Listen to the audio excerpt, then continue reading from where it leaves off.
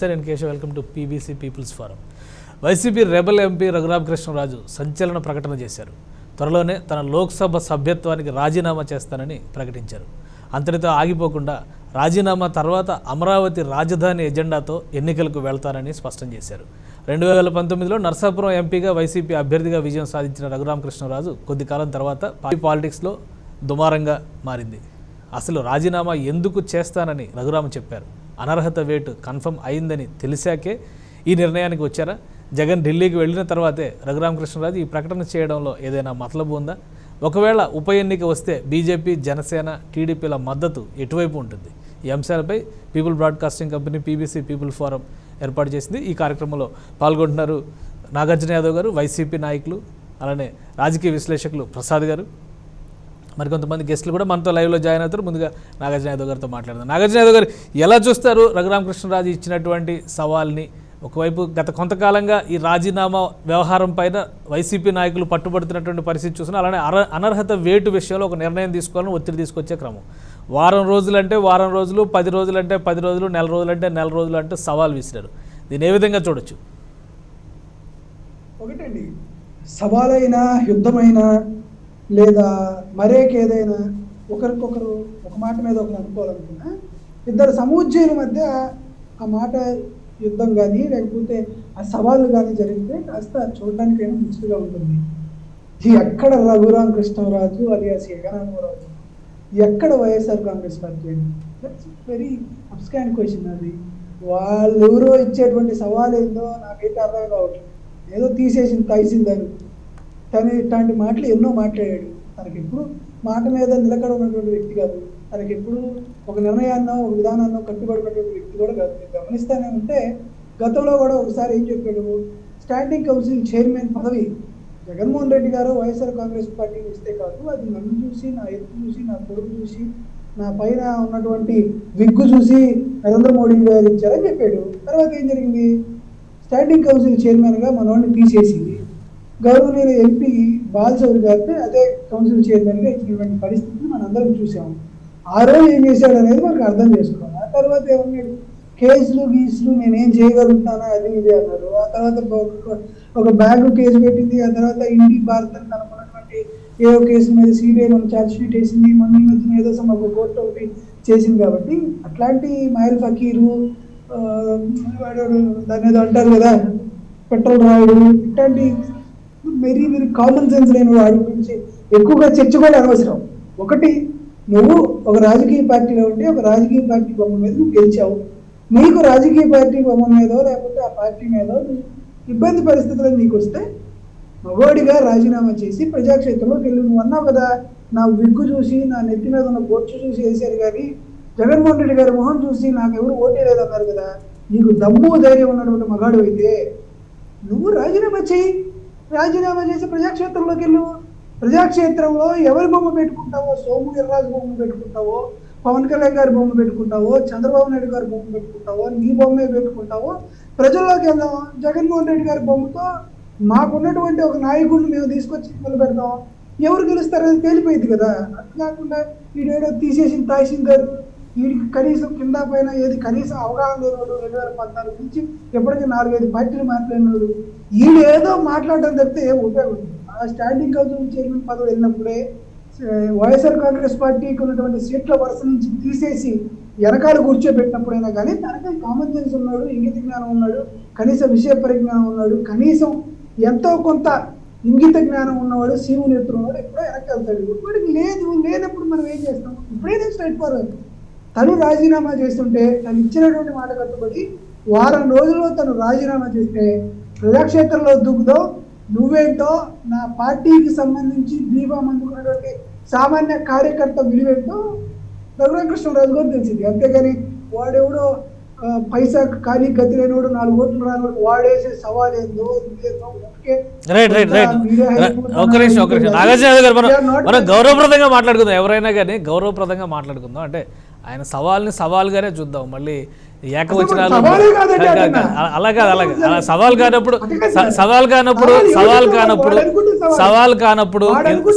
కానప్పుడు 22 మంది ఎంపీలు వెళ్ళినా కానీ ఎందుకు ఒక అడుగు ఒక నిర్ణయం తీసుకునేటువంటి అవకాశం ఎందుకు రాలేదు? కారణం ఏంటి? అంటే అతను మాట్లాడుతున్న ప్రతి అంశం కూడా రాజ్యాంగ పరిధిలో ఉన్నప్పుడు అనర్హత వేటు వేయడంలో కూడా కొన్ని సమస్యలు ఉంటాయి కాబట్టి నేను రాజ్యాంగాన్ని గౌరవిస్తానని ఈరోజు ప్రెస్ మీట్లో చాలా క్లియర్గా రఘురామకృష్ణరాజు గారు తెలిపారు. అదే విషయాన్ని ఆయన ఛాలెంజ్ చేస్తున్నాడు. అదే విషయాన్ని ఒకవేళ వైసీపీ నాయకులు గనక మేము నిన్ను అనర్హత వేటు వేయించలేము అంటే ఇమీడియట్గా రాజీనామా చేస్తా, ఇది కదా సవాల్. తాను ఏమంటున్నాడు, ఏ వేట్ వేయించేది ఏంటి? మేము ఆల్రెడీ అతని మీద అనర్హత వేట్ వేయమని స్పీకర్కి వాళ్ళకి ఇచ్చాము. ఇప్పుడు అంటే జ్యుడిషియల్ స్పీకర్ గారు నిర్ణయం తీసుకోవాలి. స్పీకర్ గారు నిర్ణయం ఎందుకు తీసుకోవాలని మేము వెయిట్ చేస్తున్నాం, చూస్తాం. దానికి కూడా సందర్భం వచ్చినప్పుడు ఖచ్చితంగా ఉంటుంది. రఘురామకృష్ణరాజు లాంటి ఒక డకైడ్ గాడి కాకుండా మాకున్నటువంటి పరిస్థితులు చాలా ఉన్నాయి. ప్రత్యేక హోదా కానీ, విభజన చట్ట హామీలు కానీ, రైల్వేకి సంబంధించిన ఇష్యూస్ కానీ, ఇంకా లాట్ ఆఫ్ ఇష్యూస్ ఉన్నాయి. వాటి మీద మేము పోరాడాలి కానీ ఒక రాష్ట్ర ప్రభుత్వంగా మాకున్నటువంటి పరిస్థితులు ప్రజలకు మంచి చేయాలనేటువంటి వాటి మీద మాకున్నటువంటి ప్రయారిటీస్ ఉంటాయి. కానీ ఇతన్ని మాకు చాలా తక్కువ ప్రయారిటీ. ఎప్పుడు ఎన్నికలు జరిగినా రఘురామకృష్ణ అనేవాడు అవుట్. రెండో ఇష్యూ, రఘురామకృష్ణరాజు అనే అతను జగన్మోహన్ రెడ్డి గారిని ఒక మాట అతను ఏమంటాడు, అయ్యా పార్టీ వేరు ప్రభుత్వం వేరు, నేను విమర్శిస్తుంది ప్రభుత్వాన్నే కానీ పార్టీని కాదు.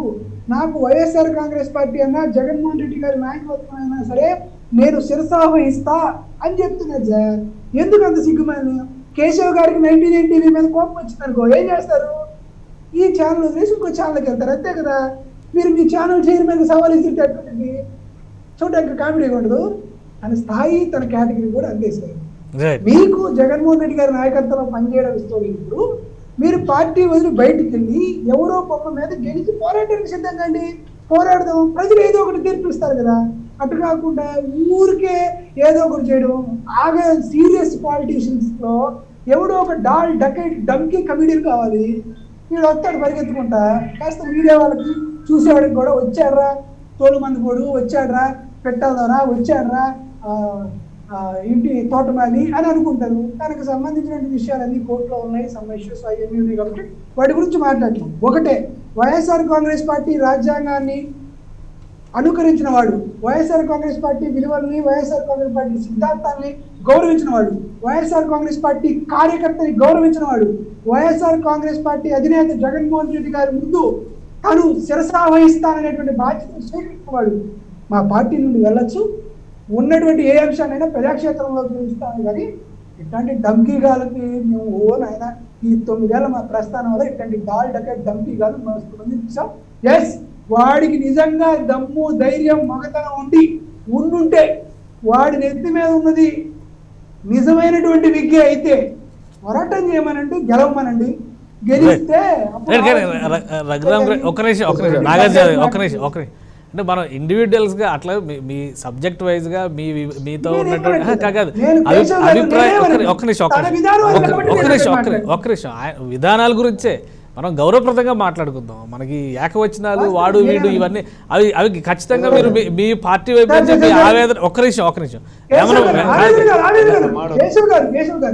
కేశవ్ గారు చెప్పండి. తను ఒక దళిత ఎంపీ, ఒక హరిజన ఎంపీ అయినటువంటి నందిగం సురేష్ గురించి అలానే మాట్లాడతారు, విజయసాయి రెడ్డి గారి గురించి అలానే మాట్లాడతారు.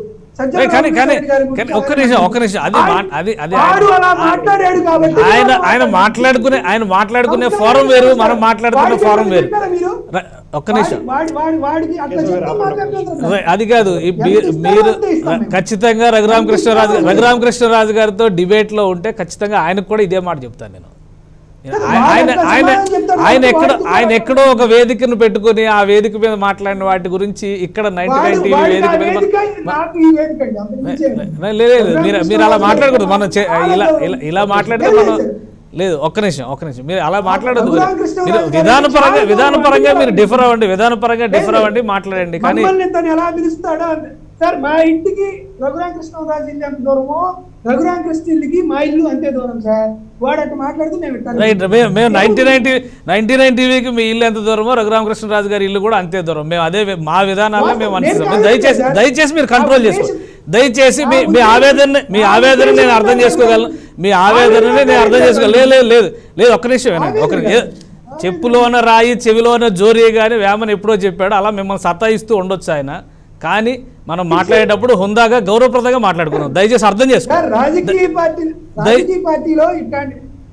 పార్టీలో ఇట్లాంటి తోలు మందులు ఇటువంటి దగ్గర 2 years రైట్ రైట్ అది అది పార్టీగా మీరు పార్టీ వేదిక మీద మాట్లాడండి, బాగుంటుంది. పార్టీ వేదిక మీద మాట్లాడండి. ఒక్క నిమిషం ప్రసాద్ గారు రఘురామకృష్ణరాజు విసిరిన సవాల్ని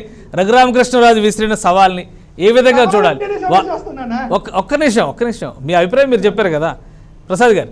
రఘురామకృష్ణరాజు గారు విసిరిన సవాల్ని ఏ విధంగా చూడాలి? నన్ను ఎప్పటిలోగా పార్టీ నుంచి సస్పెండ్ చేయిస్తారు, అనర్హత వేటు వేయిస్తారు, అనర్హత వేటు వేయించండి, వేయించలేము అని చెబితే కనుక నేను రాజీనామాకు సిద్ధంగా ఉన్నాను, ఎన్నికలకు వెళ్దామని ఎన్నికల ఎజెండా కూడా ఆయన ప్రకటించారు. ఏ విధంగా చూడాలి దీన్ని? ముందుగా 19 టీవీ ప్రేక్షకులకు నమస్కారం అండి. ప్యానెల్లో ఉన్న సోదరుడు నాగార్జున యాదవ్కి మీకు కూడా నమస్తే అండి. ఒక్క మాట చెప్తానండి, ఎవరు ఏమన్నా నాగార్జున యాదవ్ గారు జీవీడీ గారి శిష్యుడు. జీవీడీ గారు ఎన్ని ఉన్నత ప్రమాణాలు, ఎన్ని ఉన్నత విలువలతో ఏం చేశారో ఈ జర్నలిజానికి ఎంతవన్నీ తీసుకొచ్చారో అందరికీ తెలుసు. అలాంటి ప్రామాణికాలు పాటిస్తున్న వ్యక్తిని నేను గౌరవిస్తూ ఇవాళ నాగార్జున యాదవ్ని నేను ఖచ్చితంగా ఖండిస్తున్నాను. ఒక వ్యక్తి స్థాయిని వ్యక్తిగతంగా దూషించే హక్కు, ఒక స్వీయ నియంత్రణ కోల్పోయే సామర్థ్యం మనకు లేదు.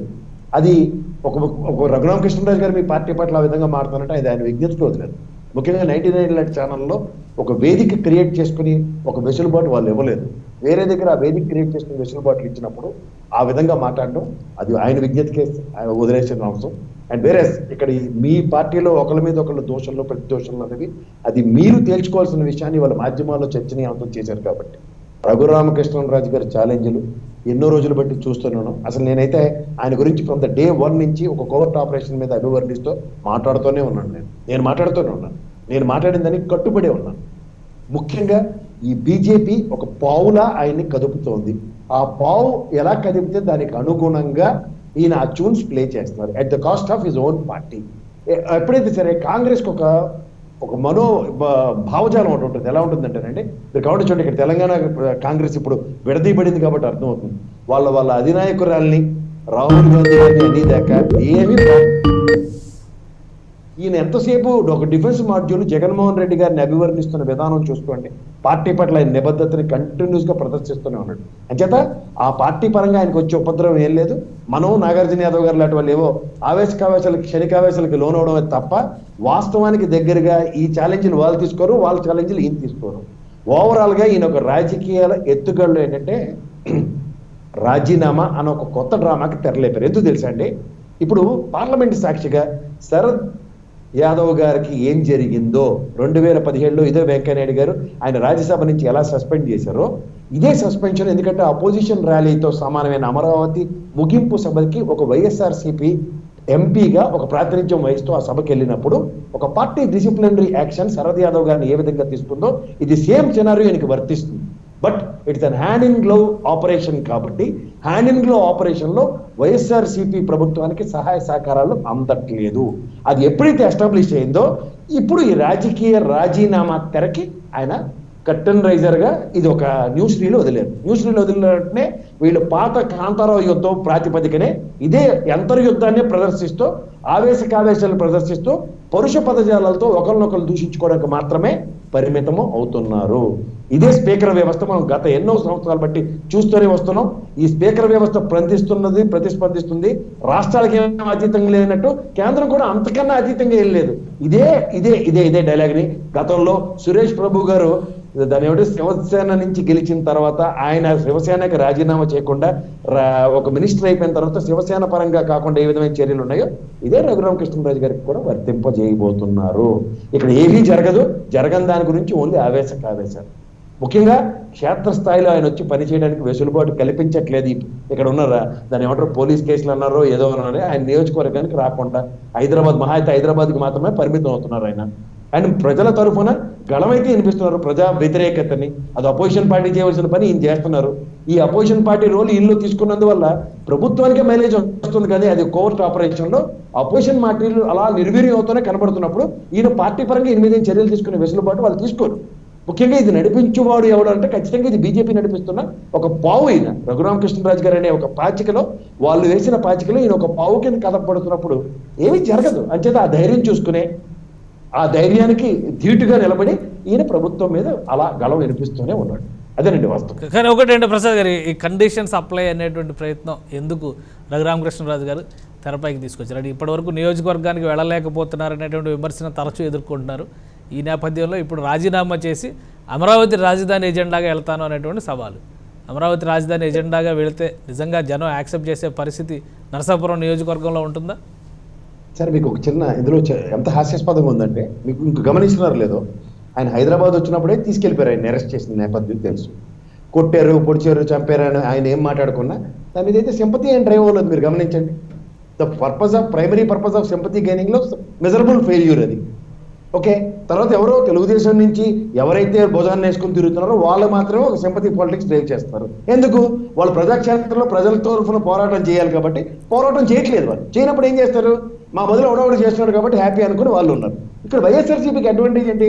ప్రజా వ్యతిరేకతని ఒక మాధ్యమం త్రూగా చేస్తున్న ప్రయోగంలో వాళ్ళు ఎప్పుడు ఆల్రెడీ ఎస్టాబ్లిష్ చేశారు కదా, అది ఎల్లో మీడియా అని, ఇంకోటి ఏమో బ్లూ మీడియా అని వాళ్ళు, వీళ్ళేమో ఎల్లో మీడియా అని. ఇప్పుడు పైపచ్చి ఒక కొత్త ట్రెండ్ ఏంటంటే కొన్ని మాధ్యమాలు వీళ్ళు బహిష్కరిస్తే కొన్ని మాధ్యమాలు వాళ్ళు బహిష్కరిస్తూ ఓవరాల్గా ఏంటి, ప్రజలకి ఖచ్చితంగా ఒక సందేశం వెళ్ళవలసింది. అంటే మీకు ప్రజా వ్యతిరేకత అంటే కొన్ని పసుపు మాధ్యమాలు చూసుకోవాలి, లేదా ప్రభుత్వం పనిచేస్తున్న పనులు అంటే ఓన్లీ బ్లూ మాధ్యమాలు చూసుకోవాలన్న పరిభాషకి ప్రజలు డ్రైవ్ చేస్తారు. అసలు ఒరిజినల్ గా జర్నలిస్టులకు ఉన్న విలువలు ఏంటి, జర్నలిస్టులు పాటిస్తున్న ప్రమాణాలు ఏంటి అన్న దాని మీద ఎవరు చర్చించట్లే.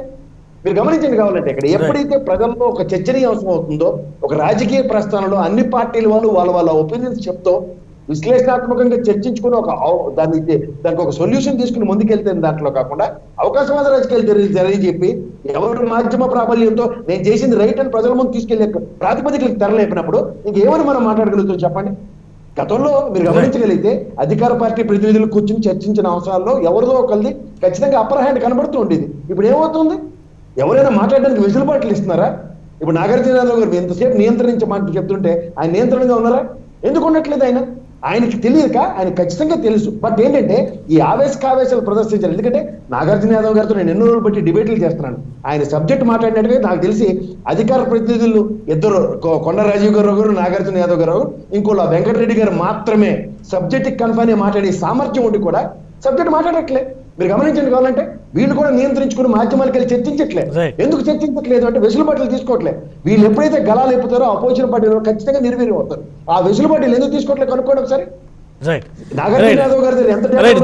జనసేన పార్టీ నాయకులు మహేష్ మనతో లైవ్ లో జాయిన్ అయ్యారు. సబ్జెక్ట్ ఎందుకు కన్ఫైన్ అవ్వట్లే? మన అందరికన్నా ఎక్కువ సబ్జెక్ట్ మాట్లాడగలడు ఆయన. రఘురామ కృష్ణరాజు గారి విషయంలో ఆయన మాట్లాడట్లే. ఆయన కూడా పరుషుపద్యాల్లో వాడడానికి చూస్తున్నారు. ఏం చేత విలువ లేక కాదు, ఇది ఒక ట్రాన్స్ కి తీసుకెళ్తున్నారు. ఆ ట్రాన్స్ లో మనం డ్రైవ్ అవ్వమంటున్నారు. ఎలా అవుతుంది చెప్పండి? రైట్ తప్పనిసరి సిచ్యుయేషన్స్, కొన్ని ఫోర్సిబుల్ సిచ్యుయేషన్స్ ఉంటే అటువంటిప్పుడు మహాన్నత విలువలు పాటించే జీవీడీ గారి శిష్యులు వీళ్ళందరూ. జీవీడీ గారి విలువలు మీకు తెలియవా? ఆయన నేపథ్యం మీకు తెలియదా చెప్పండి? రైట్ మాట్లాడదాం మనం, అది మళ్ళీ విడిగా మాట్లాడదాం. మహేష్ గారు జనసేన పార్టీ నాయకులు మనతో లైవ్ లో జాయిన్ అయ్యారు. మహేష్ గారు, మీ అభిప్రాయం ఏంటి? ఈరోజు రఘురామకృష్ణరాజు గారు విసిరినటువంటి సవాలు, రాజీనామా, కండిషన్ సప్లై ఏ విధంగా చూడాలి?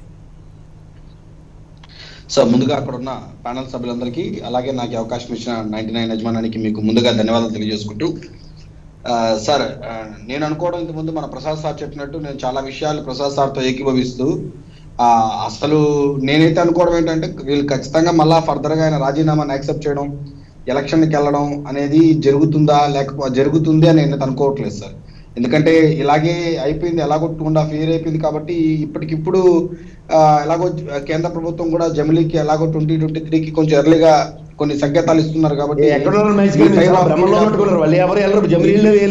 పదవి దాహంతో ఉన్న వాళ్ళు ఏం వెళ్ళరు. వాళ్ళు మీరు ఆ ప్రలోభాలకు పోకండి అనవసరంగా. Okay sir, okay. నేను అండవేందంటే కేవలం ఇది ఏదో కొంచెం రెచ్చగొట్టే కార్యక్రమాలు తప్పితే ఖచ్చితంగా ఎలక్షన్ కి నిజంగానే రాజీనామా చేయడం, ఆ తర్వాత ఇంకో పార్టీలో చేరడం, ఆ తర్వాత పోటీ చేయడం అనేది నేనైతే అది జరుగుతుంది అనుకోవట్లేదు. కాబట్టి జరగదు అనే ఏదేదో మాట్లాడడం అనేది కూడా కరెక్ట్ కాదు అనేది నా వర్షను. ఎందుకంటే నిజంగానే క్యాన్సల్ ఇప్పుడు అనేటి ఈ రోజు కాదు, దాదాపు 1.5 సంవత్సరాలుగా ఇదే మాట్లాడుతున్నాడు. అదే అట్లీస్ట్ ఇంతకుముందు తిరుపతి బై ఎలక్షన్స్ లో కూడా ఎందుకు కూడా క్యాన్సిల్ చేసేస్తుంటే ఆ తిరుపతి బై ఎలక్షన్స్ తో పాటు ఎందుకు కూడా పెట్టేసుకొని వెళ్ళుండొచ్చు తిరుపతి ఎంపీ ఎలక్షన్స్ తో పాటు. సో అప్పటి నుంచే వీళ్ళ పార్టీ మీద రివర్స్ చేసి ప్రభుత్వం మీద మాట్లాడేటప్పుడు మరి ఆ రోజు ఛాన్స్ తీసుకోలేదు. ఇప్పుడు నాకు తెలిసి కూడా ఎక్కడ కానీ దేశంలో ఎంపీ సెగ్మెంట్స్ పరిధిలో రాజీనామాలు చేసో లేకపోతే ఎవరైనా చనిపోయిన సెగ్మెంట్స్ కూడా నాకు తెలిసి భారతదేశంలో ఎక్కడ కూడా పెద్దగా కనబడట్లేదు. ఆ సిచ్యువేషన్స్ వాటితో సంబంధం లేదు.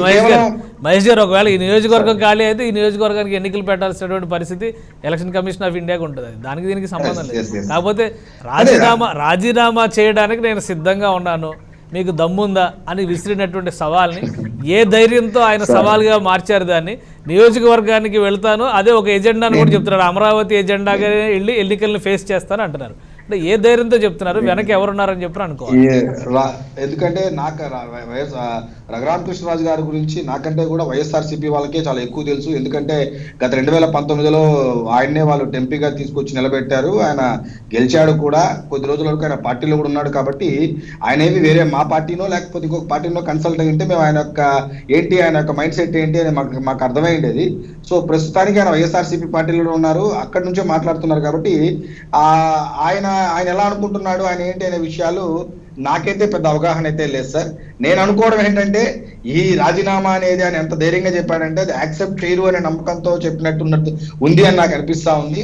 అంతే తప్ప రాజీనామా యాక్సెప్టెన్స్ దాకా వెళ్తారు మహేష్ గారు. మీరు రాజీనామా యాక్సెప్టెన్స్ దాకా వెళ్తారు. అసలు రాజీనామా లెటర్ ఇవ్వడానికి మేము అనుకుంటున్నాం. నాగార్జున యాదవ్ గారు మీరు ఏ విధంగా ఆయన ఇచ్చిన సవాల్లోనే కండిషన్ సప్లై చాలా క్లియర్ గా వారం రోజుల 15 రోజుల నెల రోజుల ఒక డెడ్ లైన్ ఇచ్చారు. ఆయన రాజీనామా లెటర్ యాక్సెప్టెన్స్ దాకా వెళ్తారంటే అక్కడ వాళ్ళ మాధ్యమంలో మాట్లాడేది 7వ తారీఖు అని చెప్పారు. కామెడీగా ఆ 7వ తారీఖు ఒక ప్రశ్నకి భాస్కర్ లాగే నేను విన్నాను, నేను చూశాను, నేనేమో మీరు అంటుంటే నేను విన్నాను అన్నాడు ఆయన చాలా వెరైటీగా. మీరు అది గమనించండి కావాలంటే. మన కేశవ్ సార్ కూడా కండిషన్ సప్లై అని చెప్పిన తర్వాత ఏమన్నా కావచ్చు, అది కండిషన్ సప్లై తర్వాత లేకపోతే ఇంకేదైనా కావచ్చు. నేను అదే సార్, ఎందుకంటే దిస్ ఇస్ ఫోర్కాస్టింగ్, మరీ టూ మచ్ ఆఫ్ ఫోర్కాస్టింగ్. అసలు జరగని దాని గురించో లేకపోతే నిజంగానే ఆయన రాజీనామాను యాక్సెప్ట్ చేయాలనుకుంటే ప్రభుత్వం ఒకవేళ వైఎస్ఆర్సీపీ ఫోర్స్ చేసి ఆయన దగ్గర ఇప్పించి ఈ రోజు యాక్సెప్ట్ చేయొచ్చు సిచ్యువేషన్స్ కూడా ఉండొచ్చు. అలాంటి కూడా ఏమీ జరగట్లేదు. వాళ్ళు కూడా ఆయన ఏదో మాట్లాడుకుంటున్నారు, వదిలేయని అని చెప్పి వదిలేసినట్టే ఉంది తప్ప ఈయన మీద పెద్ద కాన్సన్ట్రేట్ చేసిన దాఖలు అయితే ఏమీ లేదు అని నా అభిప్రాయం సార్. Right right. కానీ ఒక ట్విస్ట్ ప్రసాద్ గారు మీరు చెప్పాలి. ఢిల్లీలో ప్రధానమంత్రిని ముఖ్యమంత్రి గారు కలిసి వచ్చిన 2-3 రోజుల్లోనే రాజీనామా ప్రస్తావన తనంతట తను స్వయంగా ఒక నిరసన తెలియజేసినటువంటి ఎంపీ చెప్పడం అనేదాన్ని ఏ విధంగా చూడాలి? ఒకవేళ అనర్హత వేటు వేయడానికి అక్కడ ఏమన్నా గ్రీన్ సిగ్నల్స్ వచ్చినా, లేదా అసలు పడే అవకాశమే లేదనేటువంటి క్లారిటీ వచ్చిందా? ఈ సవాల్ వెనక ఆంతర్యం ఏమై ఉండొచ్చు? ఇప్పుడు ఆయన వెళ్ళినప్పుడు ముఖ్యమంత్రి గారు ఒక హోదాలో వెళ్ళినప్పుడు ఈ ఆంధ్ర రాష్ట్రం నుంచి ఏ ముఖ్యమంత్రి వెళ్ళా? గత ప్రభుత్వంలో చంద్రబాబు నాయుడు గారు 29 సార్లు వెళ్ళారు, అవహేళన. ఈ జగన్మోహన్ రెడ్డి గారు ఏమైనా వెళ్ళారన్నా అవహేళన. ఈ గతంలో ఆ మాధ్యమం అవహేళన చేస్తే ఈ మాధ్యమం అవహేళన చేయడానికి ఒక తెరలేపు కార్యక్రమం జరిగింది. కానీ ఆయన వెళ్ళి చక్కగా ఆయన పని చక్క పెట్టుకుని 2500 కోట్లు ఎలా పట్టురావాలో అలా పట్టుకుని వచ్చారు రాజమార్గంలో. ఈ విషయం ఎక్కడ చర్చనీయ అవసరం వస్తుందని టపక్కమని ఈయన తీసుకొచ్చారు మళ్ళీ పారాచూట్ బ్యాచ్ లాగా.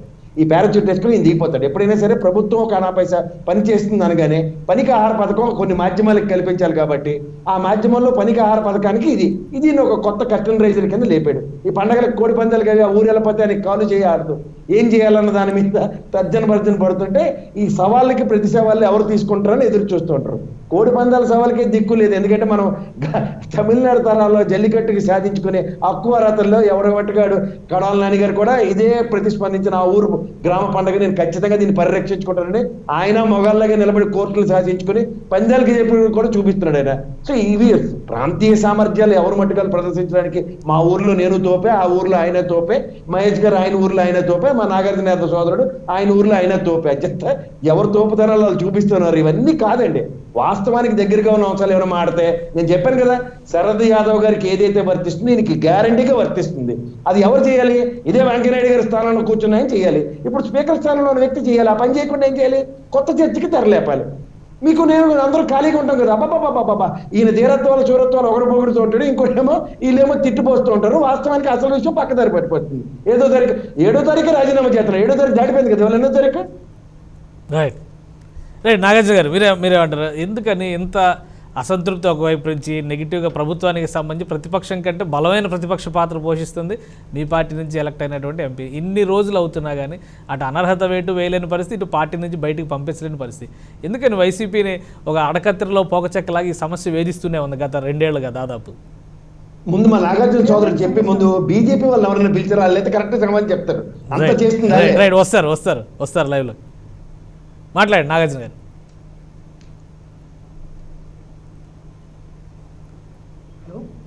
నాగార్జున గారు వినిపిస్తుందా? వినిపిస్తుంది. ఒకసారి మళ్ళీ అడగరా? రైట్, ఇది ఇన్ని రకాలుగా గత 2 ఏళ్లుగా సతాయిస్తున్నప్పటికీ అటు అనర్హత వేటు వేయించలేని పరిస్థితి, ఇటు పార్టీ నుంచి బయటికి పంపించలేని పరిస్థితి. ఎందుకు వైసీపీ ఈ వ్యవహారంలో కొంత తాత్సార ధోరణి లేదా ధైర్యంగా ముందుకు అడుగు వేసేటువంటి విషయంలో వెనుకంజలో ఉండేటువంటి పరిస్థితి ఎందుకు ఏర్పడుతుంది వైసీపీకి? సార్, అనర్హత వేటు వేయలేదు అని అడగాల్సిన ప్రశ్న ఎవరు సార్? బహుశా నన్ను కాదనుకుంటా. అనర్హత వేటు వేయించడంలో కానీ పార్టీ నుంచి బయటికి పంపించడంలో కానీ వైసీపీ వైఫల్యం చెందనట్ట ఇది చెప్పండి పోనీ. పార్టీ నుంచి ఎందుకు సస్పెండ్ చేయరు?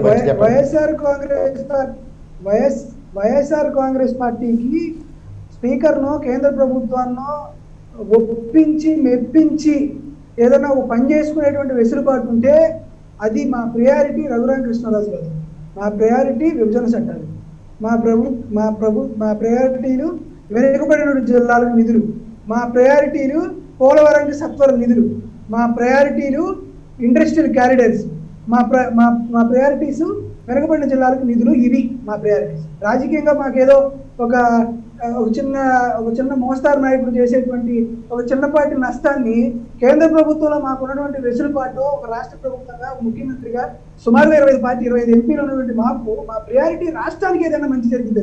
ఎందుకంటే జగన్మోహన్ రెడ్డి గారు ఢిల్లీకి వెళ్తే పోలవరానికి సంబంధించిన 17,000 కోట్ల రూపాయలు నిధులు శాంక్షన్ అయింది. ఒక 300-400 కోట్ల రూపాయలు నిధులు విడుదలైంది. రెవెన్యూ లోటుకు సంబంధించి ఒక విడత నిధులు రిలీజ్ అయిపోయి వీటన్నిటి మీద మాకు దృష్టి ఉంటుంది. కానీ మేము టికెట్ బీఫామ్ ఇస్తే గెలిచినటువంటి ఒక సామాన్యుడి గురించి మేము ఎందుకు అంత ప్రయారిటీ తీసుకుంటాం? అది first issue. Second issue, Amaravati అనేటువంటి నినాదం మీద మేము ఎన్నికలు పోతా అన్నారు. స్వతహాగా నాది గుంటూరు కాబట్టి చెప్తాను. ఇదే గుంటూరుకి ప్రధాన ప్రతిపక్ష నాయకుడు చంద్రబాబు నాయుడు గారు వచ్చేమన్నారంటే, గుంటూరు వాళ్ళకి నీతి ఉంటే, గుంటూరు వాళ్ళకి నిజాయితీ ఉంటే, గుంటూరు వాళ్ళు నిజంగానే ఉప్పు కారం తింటే జగన్మోహన్ రెడ్డి గారికి ఓటేయకండి. ఇక్కడ కానీ మీరు ఓటేస్తే జగన్మోహన్ రెడ్డి గారు ఈ రాజధాని విశాఖపట్నం తీసుకెళ్తారు అని చెప్తే, గుంటూరు విజయవాడలో clean sweep municipal elections 2 corporations YS Jaganmohan Reddy గారి సారథ్యంలో వైఎస్ఆర్ కాంగ్రెస్ పార్టీ గెలుచుకుంది. రేపొద్దు నరసాపురంలో ఈ మనిషి పెట్టిన గుంటూరు విజయవాడలోనే దొరకనటువంటి ఆ అమరావతి స్పందన నరసాపురంలో జరిగిందని నేను అనుకోను. కానీ తను మాట మీద నిలబడి రాజీనామా చేస్తాడని నేనైతే అనుకోవట్లా. చేస్తే ఖచ్చితంగా ఏదో చెప్తాను కదా, నాకు తెలుసు ఆ డిపాజిట్లు వస్తాయో రావో నాకైతే తెలియదు. ఎందుకంటే ఒక ఎన్నికల్లో నువ్వు గెలిచిన తర్వాత ఒకవేళ నీకు నాయకత్వానికి ఏదైనా ఇబ్బందులు అయినా కానీ, కోవిడ్ సిచ్యువేషన్స్ కానీ, తర్వాత అకారణంగా వచ్చినటువంటి వర్షాల ఇష్యూస్లో కానీ, ఎన్నో రకాలైనటువంటి సమస్యలు కానీ, స్పందన కార్యక్రమాలు కానీ, మరొక నవరత్నాలకు సంబంధించిన చిన్న చిన్న ఇష్యూస్ కానీ, నిన్ను గెలిపించినటువంటి నీ ప్రజల దగ్గరికి వెళ్ళి వాళ్ళ దగ్గర నుంచి తీసుకొని వాళ్ళలో ఉన్నటువంటి సమస్యలను పరిష్కరించేటువంటి కనీసమైనటువంటి ఇంగిత జ్ఞానాన్ని, కనీసమైనటువంటి పదజాలాన్ని, కనీసమైనటువంటి ప్రవర్తనను కూడా తను సృష్టించుకోలేని వాడు నాయకుడు ఎట్లా అవుతాడు? కాబట్టి తనంతా ఊరికే ఏం చెప్తుంటారు, ఒక ఆయన చెప్పినాడు, ఢిల్లీ సర్కిల్లో ఆయన్ని చంద్రబాబు నాయుడు ఏజెంట్ అంటారు. అట్లాంటి చంద్రబాబు నాయుడు ఏజెంట్ గారిని మేము అక్కడ పట్టించుకునేది. కాబట్టి మేము స్పష్టంగా రాజకీయాలు చేస్తున్నాం. మేము చేయాల్సిన విషయం కరెక్ట్గా ఉన్నాం. భారతీయ జనతా పార్టీ సారథ్యంలో ఉన్నటువంటి స్పీకర్ గారి పైన విమర్శలు చేయకూడదు. కాబట్టి స్వతంత్ర భారతదేశంలో స్పీకర్ అనేటువంటి అత్యున్నత హోదాలో విమర్శలు చేయదు. కాబట్టి మేమిచ్చి అడ్డు ఇటుగా దాదాపుగా సంవత్సరం గడిచినా కూడా ఏ ప్రాతిపదికన ఆయన మీద చర్యలు తీసుకున్నారా అనే దానిపైన ఖచ్చితంగా మా పార్లమెంటరీ నాయకులు కానీ వాళ్ళందరూ ఖచ్చితంగా అడుగుతారు. ఇవన్నీ ఎందుకు? నీకు మా పార్టీతో వైరుధ్యం ఏర్పడినందుకు బయటికి రావాలి. బయటికి రాకుండా ఈడుంది ఊరికి చిన్నపిల్లలు గోళీలు ఆడుకున్నట్టు ఆడుకుంటా ఉంటే వాటిని చీఫ్నెస్ ఫెలోస్ అంటారు, కానీ వాడిని ఎంపీ అనరు కదా.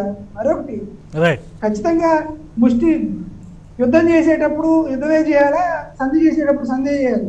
మరి అట్లాంటి వాడు కనీసం వెనక నుంచి దోపిడీలు చేసి వెనకాలంటి కన్న తల్లికి వెన్నుపోటు పడిచిన వాళ్ళలాగా సొంత పార్టీకి వెన్నుపోటు పడిచినటువంటి అటువంటి వ్యక్తిని, అంటే తల్లి కడుపున పుట్టి కడుపు మీద కొట్టినటువంటి నీచుడిని రఘురామకృష్ణరాజు ఇంకా అంతకంటే గౌరవ సూచకంగా మాట్లాడేటువంటి సంస్కారం నా దగ్గర లేదు. రైట్ మహేష్ గారు, ఇప్పుడు జరుగుతున్నటువంటి పరిణామాలు, ఒకవైపు అమరావతి ఎజెండా అనగానే వైసీపీ మినహా అన్ని పార్టీలు, బీజేపీ, జనసేనతో సహా టీడీపీ, వామపక్షాలతో సహా అన్ని పార్టీలు ఏకమైన పరిస్థితిని చూసాం. రఘురామకృష్ణరాజు గారు అమరావతి ఎజెండా అనడానికి కారణం అన్ని పార్టీల మద్దతు కూడగట్టేటువంటి ఉద్దేశంతో ఈ ఎజెండాని తీసుకున్నారని మనం అనుకోవచ్చా? అమరావతి అజెండా అనేది నేను అనుకోవడం అది అట్లా ఈస్ట్ గోదావరి నర్సాపురంలో దాని యొక్క ప్రభావం ఆ యొక్క ఫార్ములా అనేది అప్లికబుల్ అవుతుంది అని నేను అనుకోవట్లేదు సార్. ఎందుకంటే సీరియస్లీ చెప్పాలంటే అమరావతి ఉద్యమం అనేది కేవలం ఇంతకుముందు మన వైఎస్ఆర్సీపీ వాళ్ళు చెప్పినట్టు ఈవెన్ ఆ రోజు అంత చంద్రబాబు నాయుడు అంత రెచ్చగొట్టినా కానీ అక్కడే పెద్దగా పనిచేయలేదు ఆ మూమెంట్ అసలు. యాక్చువల్గా చెప్పాలంటే అక్కడే పెద్దగా పనిచేయలేదు. ఇంకోటి ఏంటంటే ఈ అమరావతి మూమెంట్ లో నిజంగానే రైతులకే వదిలేస్తుంటే ఖచ్చితంగా ఈ రోజు దానికి ఒక షేప్ వచ్చి ఉండేది. ఎప్పుడైతే దాని యొక్క పొలిటికల్ పార్టీస్ ఎక్కువ ఇన్వాల్వ్మెంట్ అయ్యిందో క్రెడిట్ మొత్తం అమరావతి అంటే తెలుగుదేశం, తెలుగుదేశం అంటే అమరావతి, అమరావతి అంటే చంద్రబాబు నాయుడు, చంద్రబాబు నాయుడు అంటే అమరావతి అని వెళ్ళడమే నేను అనుకోవడం అమరావతికి జరుగుతున్న పెద్ద నష్టం. అది నిజానికి ఏంటంటే అక్కడ ఎవరైతే రైతులు 30,000 ఎకరాలు ఇచ్చారో క్రెడిట్ కానీ రైతులకే ఇచ్చినట్టయితే, రైతులు ఏం పోరాటం చేయమని చెప్పినట్టయితే దానికి ఖచ్చితంగా దానికి ఒక రాజకీయ రంగు కానీ పులుముకోకపోయింటే ఖచ్చితంగా అమరావతికి ఈ రోజు ఒకలాంటి సపోర్ట్ అనేది ఈవెన్ దొరికేది. ఎప్పుడైతే అమరావతి అంటేనే పేటెంట్ లాగా తెలుగుదేశం వాళ్ళు చాలా మంది ఫీల్ అయ్యారు, చంద్రబాబు నాయుడు అయితే ఇంకా అమరావతి అంటే నేను నాదే అనుకోవడం అనేది మాత్రం, ఎందుకంటే రైతులు ఇచ్చింది కూడా గత ప్రభుత్వానికే కానీ పార్టీకి కాదు. అంటే అక్కడ వరకే పొలిటికల్ ఇన్వాల్వ్మెంట్ జరుగుంటే దాని కథ వేరే విధంగా ఉండేది. ఎప్పుడు అన్నప్పుడు ఇప్పుడు ఏమైపోయిందంటే ఈవెన్ అమరావతిని తీసుకురాగానే ఆల్మోస్ట్ అది ఎలా అయిపోయిందంటే అది టీడీపీ అనే ఒక పాయింట్ తీసుకొచ్చి పెట్టేస్తున్నారు. అమరావతి అంటేనే వాళ్ళు టోటల్ గా పేటెంట్ అంతా వాళ్ళే తీసుకుంటుంటున్నారు. ఇక్కడ నిజంగానికి అమరావతికి పేటెంట్ ఎవరు అంటే ఆ 30,000 ఎకరాలు ఇచ్చిన రైతులు. బట్ వాళ్ళు కాకుండా నేను కూడా అదేంటాను సార్, రైతులు అక్కడి నుంచి నడిచొచ్చుకొని ఇప్పుడు జుడిషియల్ వాళ్ళేదో కోర్టు నుంచి న్యాయస్థానం నుంచి దేవస్థానానికి వచ్చినప్పుడు కూడా అన్ని చోట్ల మామూలుగా వచ్చినప్పటికీ ఈ ఫినిషింగ్ లో ఎప్పుడైతే చంద్రబాబు నాయుడు గారు ఎంటర్ అయ్యారో అక్కడితో అది రాజకీయ రంగు పులుముకొని ఇది మొత్తం నడిపించిందే తెలుగుదేశం అన్నట్టు వెళ్ళిపోయింది. చివరికి అది దాని ఎంత వాస్తవం అది కాదు. నిజానికి రైతులైతే ఇచ్చారు, ఆ రోజు చంద్రబాబు నాయుడు చూసే ఇవ్వలేదు, ప్రభుత్వాన్ని చూసే ఇచ్చారు. ఇప్పుడు కూడా అమరావతి అనే సెంటిమెంట్ వెళ్ళిన ప్రతిసారి ఇది ఖచ్చితంగా తెలుగుదేశాన్ని ఉన్నా లేకపోయినా వాళ్ళకి ఇన్వాల్వ్మెంట్ ఉంటుంది. ఈ రోజు కూడా రైతులు కూడా అమరావతి రైతులు కూడా ఆలోచించాల్సిందేరా అంటే నిజంగానే మీ ఒక ఉద్యమానికి నిజంగానే మీరు చేసి definite no doubt about that. ఆ రోజు మీరు ఇచ్చింది రాష్ట్రానికే కానీ ప్రభుత్వానికే కానీ పార్టీకి కాదు, చంద్రబాబు నాయుడుకి అంతకంటే కాదు. 30,000 ఎకరాలు ఇచ్చినప్పుడు ఆ రోజు అసెంబ్లీలో తీర్మానం చేసింది కూడా అన్ని పార్టీ నాయకులు ఒప్పుకున్నప్పుడు అక్కడ కూడా చంద్రబాబు నాయుడుకి ఇస్తుంటే ఒప్పుకున్నది కాదు అనే దాని ఎంత డిస్టెన్స్ అమరావతి వాళ్ళు మెయింటైన్ చేస్తే ఖచ్చితంగా వాళ్ళ సెంటిమెంట్ రాష్ట్రంలో 2024 ఎలక్షన్స్ కి బలంగా పనిచేస్తుంది. కానీ అమరావతి సాధిస్తే అది తెలుగుదేశం దాని అనుకున్నట్టు, అమరావతి పోగొట్టుకుంటే దాని వెనక తెలుగుదేశం లేదు కాబట్టే పోగొట్టుకున్నట్టు అనే రాజకీయ కోణం నుంచి అమరావతి రైతులు ముందుగా బయట రావాలి. అలా దాని యొక్క రైతులకే దాని యొక్క ప్రియారిటీ ఇవ్వాలి తప్ప, ఇంపార్టెన్స్ ఇవ్వాలి తప్ప పార్టీకి అంటగట్టడం మాత్రం కరెక్ట్ కాదు అని నేను అనుకుంటున్నాను సార్. రైట్ ప్రసాద్ గారు, అమరావతి ఎజెండా అనేది నిజంగానే గోదావరి జిల్లాలో నరసాపురం ప్రాంతంలో ఆ ఎఫెక్ట్ కనిపించేటువంటి అంశమేనా? ఒకవేళ అది కాకపోతే ఈ ఎజెండాని తీసుకోవడం వెనుక ఎవరుండొచ్చు? అంటే ఒక కోణంలో ఆలోచించవలసింది ఏంటంటేనండి, ఇక్కడ పార్టీలకు అతీతంగా మన సార్వభౌమత్వానికి సింబాలిక్గా వాళ్ళ త్యాగాల మీద రాజధాని ప్రాంతం ఏర్పాటు కోసం ఇచ్చారు. అది ఒక ఎత్తి అయితే ఈ 4 జిల్లాల పాదయాత్ర ఎప్పుడైతే న్యాయస్థానం అంటూ దేవస్థానం అనేది ఒక మైలేజ్ తీసుకొచ్చింది. 300 రోజుల తర్వాత అక్కడి నుంచి వచ్చి సడన్గా వచ్చిన పారాచూట్ బ్యాచ్, తర్వాత అమిత్ షా గారు తిరుపతి రాగానే సడన్గా పారాచూట్ వేసుకుని దిగిపోయిన తెలుగుదేశం కన్వర్టెడ్ బీజేపీ బ్యాచ్కి మైలేజ్ వస్తే అది మైలేజ్ పరంగా చూసుకుంటే వాళ్ళకి వస్తుందేమో, కానీ వాస్తవానికి నిజంగా అక్కడ స్థానిక స్థితిగతులను ప్రభావితం చేస్తూ ఇప్పుడు అందరూ మహేష్ గారి లాగా నాలాగా అక్షరాస్యులు లేరు కదా సార్. ప్రభుత్వం అంటే తెలుగుదేశం అన్న కాన్సెప్ట్లో 190 మంది డ్రైవ్ అయ్యారు ఆ తరుణం.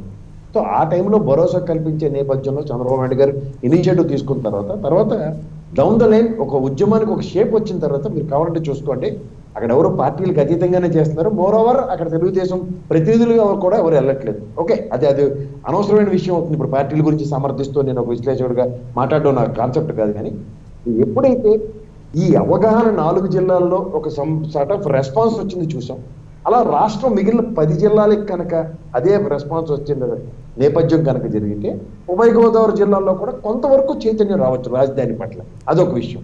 దానికి రఘురామకృష్ణరాజు గారే ఇనిషియేటివ్ తీసుకుని చేసేస్తే వస్తుందంటే మాత్రం అది చాలా వాస్తవానికి దూరంగా ఉన్న విషయం. ఎందుకు చెప్తున్నాను అంటే ఈ గతంలో వీళ్ళు ఇక్కడి నుంచి పారాచూట్ బ్యాచ్ కొంతమంది ఢిల్లీ వెళ్ళినప్పుడు వీళ్ళు పప్పానాలు పెట్టి 4 దిప్పి తీసుకొచ్చారు. గ్యాప్ ఉందో లేదో, ఈ అమరావతి రైతులు ఢిల్లీ వెళ్ళినప్పుడు సో అక్కడ చేసిన కార్యక్రమానికి అవుట్కమ్ ఈ రోజుకి కూడా లేదు.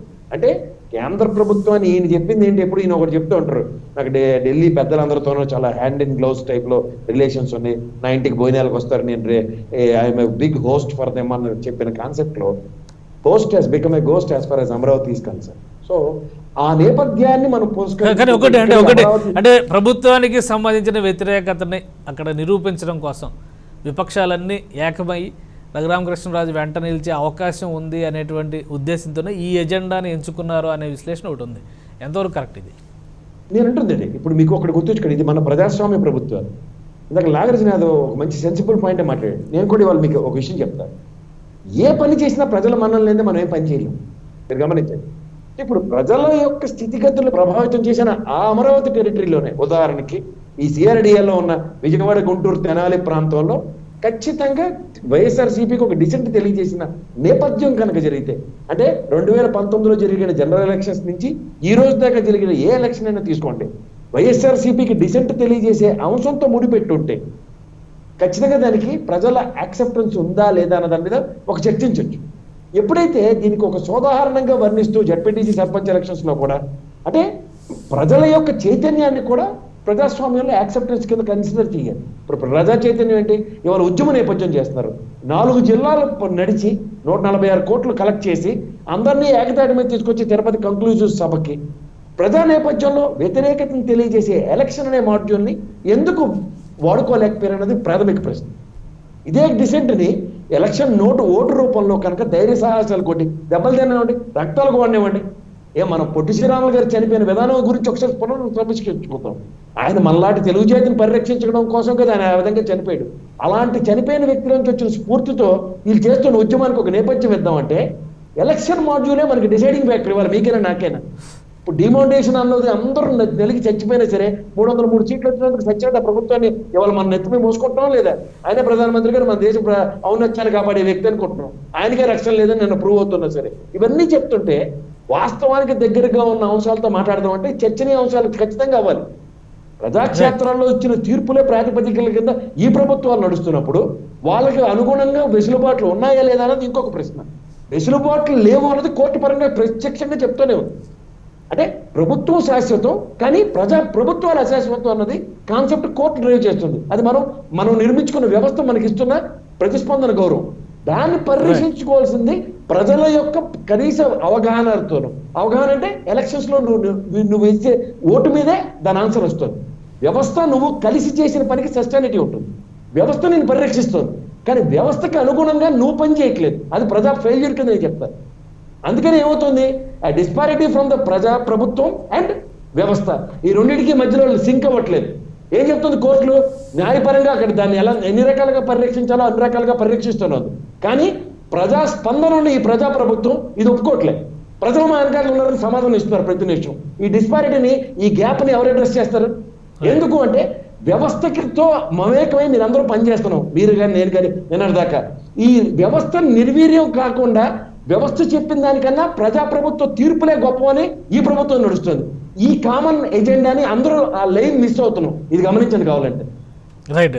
నాగార్జున యాదవ్ గారు, ఈ ఎజెండా అంశం ఒకవైపు మనం చూస్తే అమరావతి ఇష్యూ మొన్న స్థానిక ఎన్నికల్లో కూడా దాని మీద చర్చ జరిగింది. మీరు అన్నట్టుగా కార్పొరేషన్ ఎలక్షన్స్లో కూడా చంద్రబాబు నాయుడు గారు ప్రచారం చేసినట్టు పరిస్థితి.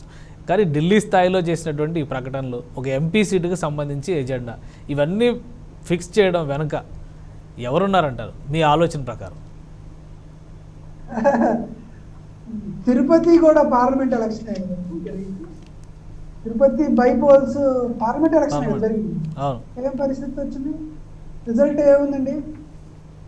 తిరుపతి కొత్త మా అభ్యర్థి, కొత్త అభ్యర్థి, తిరుపతికి సంబంధించిన పార్టీ ఎంపీ, కొత్త అభ్యర్థి గురుమూర్తి గారిని చదువుకున్న వ్యక్తి, అతను డాక్టర్ని తీసుకొచ్చాము. తను వాళ్ళు పెద్ద పెద్ద స్టాల్ వర్డ్స్, ఒకరినేమో మాజీ కేంద్ర మంత్రిని పెట్టారు, ఇంకొకరేమో మాజీ ఐఏఎస్ అధికారిని పెట్టారు. వీళ్ళిద్దరు కంటే స్వతహాగా గురుమూర్తి గారి కంటే వీళ్ళిద్దరు కొంచెం సమాజంలో అంతకు ముందే తెలిసినటువంటి వ్యక్తులు. ఏం జరిగింది తిరుపతి బై ఎలక్షన్స్?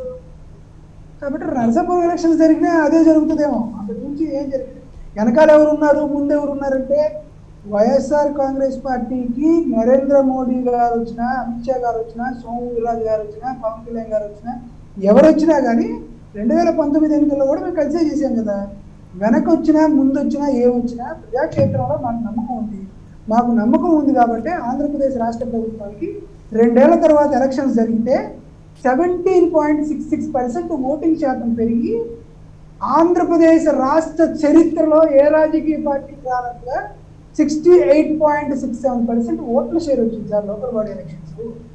కానీ ఇంకా ప్రజా వ్యతిరేకత ఉంది, చంద్రబాబు నాయుడు గారు చేయలేదు, రఘురామకృష్ణరాజు చేస్తున్నారు, ఇవన్నీ కళ్ళబుల్లి మాటలు తప్పితే మేమేమనుకోం. మండలాలు జరిగితే 634 మండలాలు ఉంటే రఫ్లీ అనర్హత వేటు వేయిస్తానంటూ చేసినటువంటి ప్రకటనల పైన వారం రోజుల్లో చేస్తారా, 15 రోజుల్లో చేస్తారా, నెల రోజుల్లో అనర్హత వేటు వేయిస్తారా అనేటువంటి సవాల్ని ఆయన విసిరిన పరిస్థితి. దీనిపైన చర్చ చూస్తున్నాం. నాగార్జున యాదవ్ గారు, మీరు ఇదాక మాట్లాడుతూ మధ్యలో లైవ్ డిస్టర్బ్ అయింది. అయితే వాస్తవంగా చూస్తే రాష్ట్రానికి సంబంధించినటువంటి అంశాలన్నీ ఒక ఎత్తు, అలానే మీరు చెప్పిన ఉప ఎన్నికల నియోజకవర్గాలకు సంబంధించినటువంటి అంశాలు ఒక ఎత్తు. కానీ రఘురామకృష్ణరాజు ఆడుతున్నటువంటి, అంటే ఆయన నడిపిస్తున్నటువంటి వ్యవహారం, ఆయన కేసులు నడిపిస్తున్న విధానం కానీ, అలానే ప్రభుత్వం పైన చేస్తున్నటువంటి పోరాటం కానీ, ఇవన్నీ కూడా లీగల్గా కొంత ఇబ్బంది పెట్టేటువంటి అంశాలుగా కనిపిస్తున్నాయి. ఈరోజు ఇచ్చినటువంటి సవాల్ ద్వారా కూడా ఆయన అటువంటి ప్రయత్నం ఏదైనా చేస్తున్నాడా అనిపిస్తుందా? అవన్నీ మేము కాకపోతే మా బాధ మాత్రం ఒకటేనండి. ఎందుకంటే భారతదేశంలోనే ఆంధ్రప్రదేశ్ రాష్ట్రం ఉపాధి హామీ పథకంలో ఎక్కువ రీతిలో ఉంటే 2021 మార్చి 16న కేంద్ర శాఖ గిరిరాజ్ సింగ్కి రఘురామకృష్ణరాజు ఒక లెటర్ ఏం రాశారంటే, ఉపాధి హామీ పథకం కింద రాష్ట్ర ప్రభుత్వానికి వచ్చిన నిధులు వెనక్కి తీసుకుంటారు రాశారు. ఇది ఒక్కటే మేము బాధపడినటువంటి అంశమే. కానీ మా కోసం కుమ్మక్కయ్యి మమ్మల్ని ఇబ్బంది పెట్టాలని క్రిమినల్ కేసు నెంబర్ 12/2021 ఒక ప్రైవేటు టీవీ ఛానల్ ఒక యజమానికి 11 కోట్ల రూపాయల లావాదేవీలు జరిగిన జగన్మోహన్ రెడ్డి గారి బెయిల్ క్యాన్సిల్ చేయాలి, కానీ సిబిఐ కోర్టు హైకోర్టుల దగ్గర తాడిసినతో తిరుగుతూ ఉన్నాయి. ఇవన్నీ మేము కన్సిడర్ చేయట్లేదు. మా బాధ అంతా ఏంటంటే, ప్రతిపక్షాలతో కుమ్మక్కయ్యి జగన్మోహన్ రెడ్డి గారిని ధైర్యంగా ఎదుర్కోలేక రాష్ట్ర ప్రభుత్వం చేసేటువంటి ప్రగతిని ఆపగలిగితే, రాష్ట్ర ప్రజల్ని ఇబ్బందులకు గురి చేస్తే, రాష్ట్ర ప్రజలకు సర్వీసెస్ ఇవ్వకపోతే, దాని ద్వారా జగన్మోహన్ రెడ్డి గారి పైన ఏదన్నా వ్యతిరేకత వచ్చింది అనేటువంటి కుసంస్కారాలతో రాష్ట్ర ప్రజల్ని, రాష్ట్ర పరిస్థితుల్ని, రాష్ట్ర బ్రాండింగ్ని దెబ్బతీస్తున్నారనేటువంటి భావనే తప్పితే, జగన్మోహన్ రెడ్డి గారు, రఘురామకృష్ణ లాంటి వాళ్ళు ఎంతో మంది ఈ 10 ఏళ్ల జగన్మోహన్ రెడ్డి గారి రాజకీయ ప్రస్థానంలో ఇట్లాంటి ఉడత ఊపుల్ని, ఇట్లాంటి తాటాకు చప్పుల్ని, ఇట్లాంటి పిల్లి శాపనార్థాన్ని మేము చాలా మంది చూసాం. ఇట్లాంటి వాళ్ళని అసలు కన్సిడర్ చేయాల్సిన విషయం ఉంది. కాకపోతే ఇటువంటి ఏదో చేసి ఇబ్బందులు పెట్టాలనేటువంటి వైఖరి వాళ్ళు ఉంది. కానీ నాకు తెలిసినంత వరకు తనకు ఎన్నికల్లో జగన్మోహన్ రెడ్డి అనే వ్యక్తే ఎన్నికల్లో నుంచుని మా వైఎస్ఆర్ కాంగ్రెస్ పార్టీ సారథ్యంలో పంచకళ్యాణి గుర్రం మీద మా కార్యకర్త రథం ఎక్కితే జగన్మోహన్ రెడ్డి గారు పాంచజన్యం ఊది గాంధీవం చేతపట్టి ప్రజాక్షేత్రంలో నుంచుంటే ఇట్లాంటి రఘురామకృష్ణరాజు, ఇట్లాంటి చంద్రబాబు నాయుడు గారు కొల్లల మంది, కోట్ల మంది పట్టుకున్నా ప్రజల్లో మాకు ఉంది కాబట్టి మేము గెలుస్తాం. మా కార్యకర్తల మీద నమ్మకం ఉంది కూడా గెలుస్తున్నాం. ఈ రోజు ఈ డిబేట్ ద్వారా రఘురామకృష్ణరాజు గారు చూస్తే ఒకటి అడుగుతున్నారు, దమ్ము ధైర్యం ఉంటే రాజీనామా చేయి, వైఎస్ఆర్ కాంగ్రెస్ పార్టీ ఒక కార్యకర్తని పెట్టి నీ మీద బంపర్ మెజార్టీతో గెలవకపోతే అంతేగాని ఇట్లాంటి ఎవరైనా ఈ పోసుకోలు కబుర్ల గురించి అంత మాట్లాడుతున్నా ఏం ఉపయోగం లేని విషయం. కాబట్టి రఘురామకృష్ణరాజు అనేవాడికి కాస్త ఇంగిత జ్ఞానం ఉన్నా, ఇంకాస్త పరిజ్ఞానం ఏమన్నా ఉన్నా కూడా జగన్మోహన్ రెడ్డి గారు వదిలేయాలి అని నువ్వు అనుకున్నప్పుడు ధైర్యంగా పక్కకి వెళ్ళిపోండి. సో మీకున్నటువంటి సన్నిహిత సంబంధాలు, మరొక సంబంధాలు, దానికి నేనేం చెప్పలేను. కానీ స్పీకర్ నిర్ణయాన్ని నేను తప్పుపట్టలేదు. కానీ బట్ స్పీకర్ నిర్ణయం ఖచ్చితంగా ప్రజాస్వామ్యబద్ధంలో ఇటువంటి వైఖరి మంచిది కాదు. ఒక పార్టీ పీపుల్స్ రిప్రజెంటేషన్ యాక్ట్ ప్రకారం గెలిచిన వాళ్ళు వారి పార్టీ యొక్క మాటని శిరోధార్యంగా వహించిన పక్షంలో, వారి పార్టీ యొక్క నిబద్ధతని, వారి పార్టీ యొక్క విధానాన్ని పక్కకి వెళ్ళిన విషయంలో వాళ్ళు కంప్లీట్గా రాజీనామా చేసి బయటకు వెళ్ళొచ్చు, వాళ్ళ మీద యాక్షన్ తీసుకుంటే చేసుకోవచ్చు. మేము ఎప్పుడో ఇచ్చాం షోకాస్ నోటీస్ ఈయన స్పందన తెలియజేయలేదు, దాన్ని కూడా మేము పెట్టి ఆయనకి అనర్హత వేయమని చెప్పాం. బయట అల్టిమేట్గా ఒకటి, రఘురామకృష్ణరాజు టీవీ ఛానల్లో ఎంత ఎక్కువ మాట్లాడితే మాకు అన్ని ఎక్కువ ఓట్లు పడతాయని మేము రైట్ ప్రసాద్ గారు, మీరు నిజంగానే అసలు ప్రజాప్రాతినిధ్య చట్టం అనే దానికి ఒక విలువ కానీ, దానికి ఉన్న ప్రాధాన్యం కానీ అసలు మన రాజ్యాంగంలో ఉందా? కొన్ని ఇలాంటి సంఘటనలు చూస్తే కళ్ళ ఎదురుగా ప్రజలు కూడా కొంత అసహనానికి గురయ్యేటువంటి పరిస్థితులు మనం చూస్తున్నాం. ఒకవైపు నుంచి ఇది కరెక్ట్ కాదు అని అనిపిస్తూనే ఉంటుంది, కానీ దానిపైన చర్యలు ఉండవు, ఏ ముగింపులు ఉండవు, ముక్తాయింపులు ఉండవు, అలా వరుస క్రమంలో జరుగుతూనే ఉంటాయి. రఘురామకృష్ణరాజు ఉదంతం కూడా అలాంటి వాటిలో ఒకటిగానే చూడాలా? ఖచ్చితంగానండి. మీరు ఇక్కడ గుర్తుంచుకోండి, ఎప్పుడైనా సరే నేను ఇనిషియల్ రిమార్క్స్కి కట్టుబడి ఉంటాను. దానికన్నా నేను ఫస్ట్ నేను నాగార్జున యాదవ్కి ధన్యవాదాలు చెప్దలుచుకున్నాను. ఎందుకంటే ఆయన గురువు గారి మీద ఆయనకున్న గౌరవానికి ఈ 2 టర్ముల మైక్ మీరు ఆయన ఇస్తే ఎలాంటి భాష మాట్లాడారు చూడండి. This is the original ability of Nagarjuna Yadav. I respect. ఇక్కడ మీరు వస్తే మీరు ఒకటి గమనించండి, నేను బీజేపీ ఆడుతున్న రాజకీయ ఎత్తుగడని ఎందుకు చెప్తున్నాను తెలుసా అండి? ప్రకాష్ జయదేవకర్ వచ్చి నోరు జారాడు, నోరు ఖర్చుకున్నాడు. ఏమన్నాడు? బెయిల్ రద్దు అవుతుంది, జైలుకి వెళ్తున్నాను. అందరూ ఏమనుకున్నారు? మీరందరూ ఆ ఎల్లో మీడియా అయితే ఊగిపోయింది, ఇంకా ఆయన ఇచ్చాడు ఇంకేంటి సూపర్ అని. ఆ మాటకు వస్తే తిరుపతిలో కూడా అదే మాట అన్నారు. కానీ ఇక్కడ ఏమవుతుంది? ఉరువురు మంగళం మీద పడిందని పక్కన రఘురామకృష్ణరాజు గారికి ఈ CBI case charge sheet file అయ్యి బెయిల్ రద్దే పరిస్థితికి కాన్సెప్ట్ డ్రైవ్ అవుతుంది. చూసుకోండి కావాలంటే. సో బీజేపీ ఎప్పుడైతే ఆ మాట అనిందో ఇమీడియట్ రియాక్షన్ చూపిస్తూ కొత్త ఉపద్రవం తీసుకొచ్చింది. ఏది? అమరావతి కంక్లూజన్ సభలో ఏదైతే శరద్ యాదవ్ గారికి అన్వయించుకొని సస్పెండ్ ఎలా చేశారో అది సేమ్ టు సేమ్ ఈయనకి చేసి తీరాలి. ఈ వెసులుబాటు కూడా ఆయనకి ఇవ్వకుండా కొత్త దీనికి తెరలేపారు. దానికి తగ్గట్టుగా ఇప్పుడు నాగార్జున యాదవ్ గారు ఇందాక కంక్లూజన్ లో ఒక మాట అన్నారు. రఘురామకృష్ణరాజు గారు ఆ మాధ్యమాల్లో కూర్చొని ఎంత ప్రొవోకింగ్ గా ఎగనెస్ట్ గా ప్రభుత్వం మీద మాడితే అంత మైలేజ్ ప్రభుత్వానికి వస్తుంది. వాస్తవం అది. ఎందుకు తెలుసా అండి? ప్రజా వ్యతిరేకతను ఎప్పుడైనా అపోజిషన్ పార్టీస్ ఒడిచి పట్టుకుని మాట్లాడితేనే దానికి ఒక శాంచుటీ ఉంటుంది. ఎందుకు అంటే వాళ్ళ దగ్గర ఎవిడెన్సెస్ ఉంటాయి. ఎస్, మీరు ఇచ్చిన ఈ పథకాలు ఈ 10 మందిలో 9 రాలేదు, సోదాహరణంగా చెప్పగలుగుతారు. ఎందుకంటే వాళ్ళు ప్రజాక్షేత్రంలో ఉన్న ప్రజా ప్రతినిధులే కదా గతంలో, ఇప్పుడు పోరాట పటిమ కలిగిన నాయకులే. కానీ ఎప్పుడైతే ఈ కాన్సెప్ట్ నిర్వీర్యం చేస్తూ రఘురామకృష్ణరాజు అనే పాచికను ఉపయోగించబడుతుందో ఖచ్చితంగా గొడ్డలు పెట్టుద రెస్పెక్ట్ టు అపోజిషన్ పార్టీస్. ఈ విషయం ఎవరు గ్రహించట్లేదు. అందుకే చూడండి, అడపాదడప వచ్చే జన సైనికుల ప్రభావంతో జనసేన నాయకుడు వచ్చిన దానికి రెస్పాన్స్ బ్రహ్మాండంగా ఉంటుంది, కానీ దాని కంటిన్యూటీ ఉండట్లేదు. దీన్ని అంతకన్నా ముందే రఘురామకృష్ణరాజు గారు అడ్రస్ చేసి ఉంటున్నారు మాధ్యమాల్లో. సో ఒరిజినల్ శాంచుటీ ప్రజల్లోకి వెళ్ళే లోపుగా అదొక ఎల్లో మీడియా వార్తగా ఎస్టాబ్లిష్ అవుతుంది. ఈ విషయంలో సక్సెస్ గ్యారంటీగా వైఎస్ఆర్సీపీకే ఉంది. అంచేది ఏంటంటే రఘురామకృష్ణరాజు అమ్ముల పొద్దున ఉన్న పాశుపశాస్త్రం కింద వాడుతున్న BJP at the cost of YSRCP అనుకుంటున్నాం. కానీ ఇక్కడ రాష్ట్రంలో at the cost of opposition parties and ప్రజలు. ఇది గమనించగలిగితే రఘురామకృష్ణరాజు గారు అనే వ్యక్తిని ఇండివిజువల్ గా ఆయన చేస్తుంది ఖచ్చితంగా 100% ఆయన యాక్సెప్ట్ చేయాలి. ఎందుకు అంటే ప్రజల పక్షాన, ప్రజల అపోజిషన్ పార్టీల పక్షాన ఆయన గెలవనిపిస్తున్నాడు, వాస్తవం అది. కానీ అది రీచ్ అవుట్ గురించి మాట్లాడినప్పుడు ఎలక్షన్ నేపథ్యంలో ప్రజలు ఇచ్చే తీర్పులు చూసుకుంటే అవి వాస్తవానికి చాలా దూరంగా ఉంటున్నాయి. స్థితిగతులను ప్రభావితం చేసే అంశాల గురించి మాట్లాడుతున్నప్పుడు కార్యాచరణ కావాలి. అదే అపోజిషన్ పార్టీ అనుకోండి, కార్యాచరణ రూపొందిస్తుంది. ఉదాహరణకి జనసేన పార్టీ రోడ్లు వేసే విషయంలో ఈ ఇనిషియేటివ్ తీసుకోగానే ప్రజల ప్రతిస్పందనకి ప్రభుత్వం కూడా దిగొచ్చి రోడ్లు వేసింది. మీరు గమనించండి, రాజమండ్రిలో రోడ్డు వేయగానే అనంతపూర్ దగ్గరికి కార్యక్రమం ఎక్స్టెండ్ అవ్వకుండా రోడ్డు పడింది. ఇది అపోజిషన్ పార్టీల యొక్క సామర్థ్యం. ఇది తెలుగుదేశానికి ఇంకా డిఫరెంట్ వైబ్రేషన్స్ ఉంటాయి. కానీ వాళ్ళు ఎప్పుడైతే ఆ పనులు చేయనివ్వకుండా దానికి వెసులుబాటు లేకుండా చేస్తున్న దానికి ఈ రఘురామకృష్ణరాజు గారు అడ్డుపడుతున్నారో ఆ అడ్డుపడే విధానానికి బీజేపీ ఉపయోగిస్తున్న ఒక పాచిక్యం దాన్ని అభివర్ణిస్తే సస్టైనిటీ మాత్రం ఖచ్చితంగా వైఎస్ఆర్సీపీకి ఉంటుంది. ఆలోచించుకోమండి కావాలంటే. రైట్. మహేష్ గారు మీరు అంటారు, ఒకవేళ నిజంగానే రాజీనామా దిశగా వెళ్ళి ఎన్నికలంటూ వచ్చే పరిస్థితి ఉంటే విపక్షం అంతా ఏకమై జగన్మోహన్ రెడ్డి గారి మీద లేదా వైసీపీ మీద పోటీ చేసేటువంటి అవకాశం ఉండే ఛాన్సెస్ ఎంతవరకు ఉన్నాయి? సార్ అంటే ఓకే సార్, ఇప్పుడు మనం ఈ పర్టికులర్ పార్ట్ నిజంగానే రాజీనామా చేసేసి యాక్సెప్ట్ చేసి ఎలక్షన్కి వెళ్తే అనే వర్షంలో మనం మాట్లాడదాం సార్. ఎందుకంటే అన్ని కూడా జరుగుతుందా జరగదా ఏమనుకోకపోతే ఈయన కనుక అమలాపురంలో వస్తే ఆయన మీద టన్నుల కొద్దీ SC/ST కేసులు ఉన్నాయి సార్. వచ్చినట్టు జైలుకి పంపిస్తారు. కాబట్టి చూసుకోండి, ఆయన ఆంధ్రప్రదేశ్లో కాలు పెడితే ఇంకా రాజీనామా అనేది వేరే ప్రస్తావన. ప్లీజ్ రైట్ మహేష్ గారు ప్లీజ్. మహేష్ గారు మాట్లాడండి సార్. ఇప్పుడు మీరు అన్నట్టు ఒకవేళ వస్తే అనుకున్నప్పుడు వస్తే నిజంగానే రాజీనామా యాక్సెప్ట్ చేసి నిజంగానే పబ్లిక్ లోకి వస్తే ఒకవేళ అంటే అట్ ద సేమ్ టైం మళ్ళీ ఆయన ఈ రోజు కూడా అన్నారు చేస్తే బీజేపీనో లేకపోతే ఇండిపెండెంట్ అన్న మాటలో ఇండిపెండెంట్ అయితే చేయను, నేను బీజేపీతో మాక్సిమం ఒకవేళ బీజేపీతోనో చేస్తారు అనుకుందాం సార్.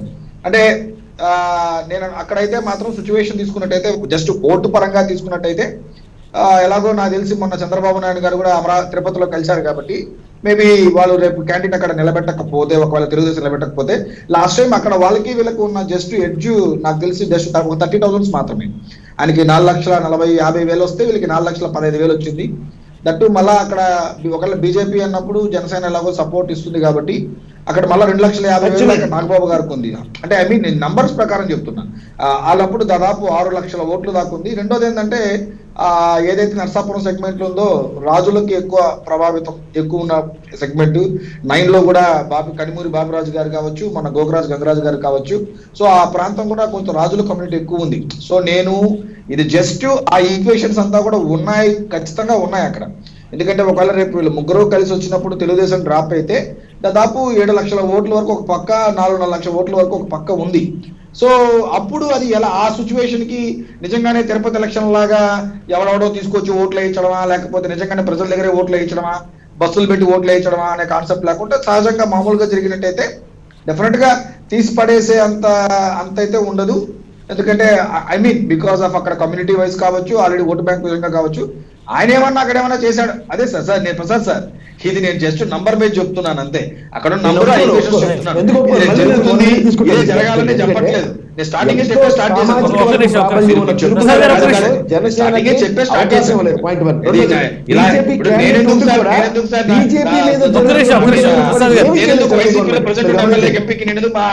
నాకు అర్థం కావట్లేదు. నేను అది చెప్పట్లేదు. నిజంగానే అన్నప్పుడు అక్కడున్న ఓటు బ్యాంక్ ఏంటి, క్యాస్ట్ ఈక్వేషన్స్ ఏంటి అనే పాయింట్ నేను ప్రజెంట్ చేశాను అంతవరకే. నిజంగా ఒకవేళ ఇంకేదన్నా అయితే ఇంకో విధంగా డిబేట్ చేసే వాళ్ళను ఖచ్చితంగా వ్యతిరేకత అనేసి. రఘురామకృష్ణరాజు మీద సొంత పార్టీ వాళ్ళే అలా బండ బూతులు తిరుగుతా అంటే మేమెందుకు ఆయన ఎందుకు నాకు వచ్చిన ఛాన్స్ లో నేను ఎందుకు ఆయన కవర్ చేసుకోవాలో అంత అవసరం కూడా లేదు. సో కాబట్టి అక్కడున్న ఓటు బ్యాంకు ఆ ఈక్వేషన్స్ ప్రకారం నేను మాట్లాడడం జరిగింది అంతవరకే. రైట్. నాగార్జున గారు మీరు ఎలా చూస్తారు? ఒకవేళ నిజంగా ఉప ఎన్నికలు వస్తే పార్టీ పరంగా మీ సన్నద్ధత ఎలా ఉంటుంది? అన్ని పక్షాలు ఏకమై ఒకవేళ వైసీపీకి సవాల్ విసిరేటువంటి వాతావరణం అవకాశం ఏమైనా ఉందని భావిస్తున్నారా? ఏముంటుందండి, వాళ్ళందరూ కలిసే ఉన్నారు కదా, కొంత నో డిఫరెన్స్ కదండి, పెద్దగా ఏమి లేదు. జనసేన పార్టీ మాకున్న Janasena party, Telugu Desam party, CPM, Congress party దాదాపుగా ఒకే లెవెల్లో కనబడుతుంది కదా. అక్కడ కనీసం రాజకీయాన్ని తడిచి చూసే వాళ్ళు ఎవరైనా సరే వచ్చే ఎన్నికల్లో ఈ నలుగురు కలిసి ఎలక్షన్స్కి వెళ్ళిపోతారని ఈజీగానే అర్థమవుతుంది. దీనికోసం పెద్దగా చేయాల్సినంత అవసరం లేదు, కలిసే ఉన్నారు. ఇప్పుడు బీజేపీ జాయిన్ అవుదా అనేది వేరే ఇష్యూ, కానీ వాళ్ళందరూ కలిసి వెళ్ళేదానికి దాదాపు ఫిక్స్ అయ్యారు. ఎందుకంటే మొన్న ఎంపీటీసీ, జెడ్పీటీసీ ఎలక్షన్స్ మేము చూసుకుంటే ఎంపీపీ ఎలక్షన్స్ కూడా 2-3 ఉన్నాయి. దాని గురించి చూడ చర్చ అవసరం. ఎందుకంటే జనసేన, తెలుగుదేశం పార్టీ కలిసి 2 ఎంపీపీలు గెలుచుకుంది. సో అది అందరికీ తెలిసినటువంటి సంగతి. కాబట్టి మేమేం పెద్దగా అనుకోవట్లేదు. అంటే స్థానిక ఎన్నికలు స్థానిక ఈక్వేషన్స్ ఉంటాయి, కానీ ఇక్కడ అలాంటి పరిస్థితులు వస్తే తప్పు కదన్నా. స్థానిక సంస్థలలో పంచాయతీ ఎన్నికల్లో ఏమైనా ఈక్వేషన్స్ ఉంటే నేనేమన్నా మాట్లాడుకోవచ్చు, ఫలానా వ్యక్తి మంచివాడు, పార్టీకి సంబంధం లేదు కదా అని. నేరుగా ఎంపీటీసీ ఎలక్షన్స్, జెడ్పీటీసీ ఎలక్షన్స్ మీద ఒక పార్టీ క్యాండిడేట్ గా మండలాధ్యక్షుడు ఎన్నుకునేటప్పుడు దాంట్లో మళ్ళీ స్థానిక సంస్థలు ఎన్నుకుంటాయి. నెంబర్ ఒకటి కదా. ఒక పాయింట్ చెప్తాను. వాళ్ళు ఎంతమంది కలిసి వచ్చినా పవన్ కళ్యాణ్ గారు తన సొంత సోదరుడు నాగబాబు గారి సీటు త్యాగం చేసి మరి భారతీయ జనతా పార్టీ తరఫున పోటీ చేసిన, టీడీపీ పోటీ అందరూ కట్టకట్టుకుని వచ్చి పోటీ చేసినా కూడా వైఎస్ఆర్ కాంగ్రెస్ పార్టీ థంబింగ్ మెజారిటీతో గెలుస్తాం. దాంతోపాటు మాకు అక్కడ నరసాపురంలో మా ఎమ్మెల్యేలకు వచ్చినటువంటి మెజారిటీ కంటే రఘురామకృష్ణరాజుకి వచ్చిన మెజారిటీ తక్కువ. మా మెజారిటీ మాకే ఎక్కువ, ఎమ్మెల్యేల మెజారిటీ ఎక్కువ. అలాంటి వాడు క్యాండిడేట్గా ఉండడం వల్ల మేమే ఒక 10,000-15,000 ఓడిపోయినటువంటి తగ్గిపోయినటువంటి పరిస్థితి. కాబట్టి ఎలక్షన్స్ ఎప్పుడు వచ్చినా కూడా మాకేమి ఇబ్బంది లేదండి. మేము ప్రజలు నమ్ముకున్నాం. మేమేమి పక్క పార్టీ స్నేహాలు, ఆ పార్టీ స్నేహాలు, వాళ్ళతో ప్రేమలు, వీళ్ళతో వన్ సైడ్ లవ్లు మా జీవితాల్లో ఎప్పుడు లేవు. వైఎస్ఆర్ కాంగ్రెస్ పార్టీ పుట్టిన కాడి నుంచి ఒకటే ప్రస్థానం, ఒకటే జెండా, ఒకటే ఎజెండా. మేము ఏ పార్టీలతో పొత్తు పెట్టుకోవాలా? మాకు వచ్చిన ఒక్కోటైనా రెండోటైనా మేము కలిసి ఒక్కరమే ఎలక్షన్స్కి వెళ్ళాం, ఒక్కరమే గెలుస్తాం. అయినా కానీ సార్ కనీసం ఎలక్షన్ గుర్తు లేని వాళ్ళు కూడా మా మీద పోటీ చేస్తా అంటే దానికి అధికార ప్రతినిధిగా నేను స్పందించడం కాస్త హాస్యాస్పదంగా ఉంది. కానీ ప్రజాస్వామ్యంలో ప్రతిపక్షాలు అడిగినా కూడా ఏదైనా ప్రజాస్వామ్యంలో సాధ్యమే. కన్క్లూడ్ చేద్దాం ఫైనల్. మహేష్ గారు మీరు ఏదో చెప్తున్నారు? మహేష్ గారు మ్యూట్ అయిపోయింది. రైట్, మీ ఆడియో ఎందుకు మీ పార్టీ ఎమ్మెల్యే ఎంపీని నిలబెట్టిన సెలెక్ట్ చేసిన ఎంపీనే అంత దరిద్రమైన సెలక్షన్ జగన్మోహన్ రెడ్డి గారిది. రఘురామకృష్ణరాజు 2019లో అంత దరిద్రంగా థింక్ చేసి పెట్టారా మీరు? అంత వరస్ట్ క్యాండిడేట్ మీరే డిసైడ్ చేసి పెట్టారా? అంటే మీ సెలక్షన్ అది మీ సెలక్షన్, అది మేము సెలెక్ట్ చేయలే. అంటే మీరే అది దరిద్రమైన క్యాండిడేట్ సెలెక్ట్ చేసి మీరే మాట్లాడతా ఆయన గురించి మాట్లాడేటప్పుడు నాకెందుకు? మీ సెలక్షన్ వేస్ట్ సెలక్షన్ అని చెప్పి అలాంటి ఏదో మేమే అనవసరంగా టికెట్ ఇచ్చాను మీరే మాట్లాడేటప్పుడు నేను ఎందుకు మాట్లాడతానండి? అంతవరకే కనిపోయినాం. మీరు గుర్తులేని పార్టీలు ఎంతకంటే ఎక్కువ మాట్లాడతామండి. అసలు ఎంతకంటే ఎక్కువ మాట్లాడతాం. ఏ సీట్లు ఉంటే కాంగ్రెస్ పార్టీ ఎంతకంటే ఎక్కువ సీట్లు పెట్టుకున్నాం. ఎక్కడ పోయినారు? ఇక్కడ మన పార్టీలో ఉన్నది ఏ బ్యాచ్? మొత్తం కాంగ్రెస్ బ్యాచ్ దిగింది ఇక్కడ. ఇక్కడ ఏదో కొత్తగా పుట్టుకొచ్చినట్టు కొత్తగా పెరిగిపోయినట్టు పార్టీ అని మాట్లాడతారు. కాంగ్రెస్ కదా చూసుకోండి ఫస్ట్ ఒకసారి. ఇక్కడ మంది మొత్తం కాంగ్రెస్ నాయకులు ఏం మాట్లాడారో ప్రసాద్ గారు కంక్లూడ్ చేద్దాం. ఫైనల్ గా చెప్తారు.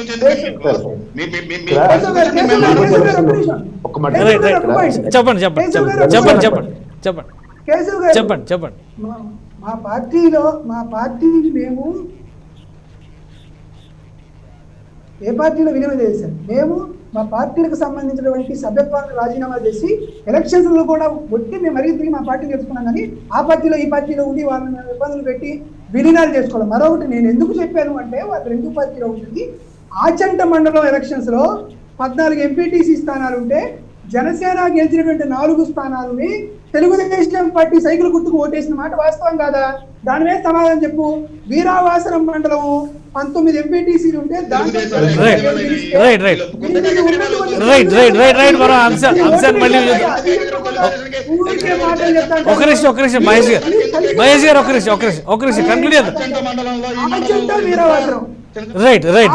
వీరావాసరం